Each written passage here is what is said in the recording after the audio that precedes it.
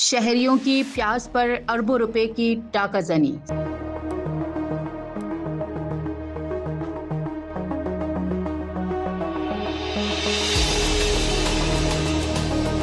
सरकारी वाटर लाइनों से पानी चोरी का तहलका-खेज इंकशाफ, सिंध हुकूमत हरकत में आ गई। कराची में पानी का बुरहान आखिर खत्म क्यों नहीं हो रहा? क्या शहरियों के हिस्से का पानी रास्ते से ही चोरी हो रहा है? सरकारी दस्तावेजात में कुछ ऐसे इंकशाफात सामने आए हैं कि जिनके बाद सिंध हुकूमत ने बड़े पैमाने पर तहकीकात का आगाज कर दिया। कराची के मुख्तलिफ इलाकों में पानी की किल्लत के पीछे मुबैना तौर पर गैर कानूनी हाइड्रेंट्स, वाटर लाइनों में गैर कानूनी कनेक्शन और पानी चोरी के नेटवर्क का इंकशाफ हुआ। सरकारी ज़राए के मुताबिक वाटर कॉरपोरेशन के कई अफसरान के खिलाफ तहकीकात जारी हैं, जिन पर सरकारी पानी की लाइनों से मुबैना तौर पर गैर कानूनी कनेक्शंस, निजी हाइड्रेंट्स को फायदा पहुंचाने के इल्जामात हैं।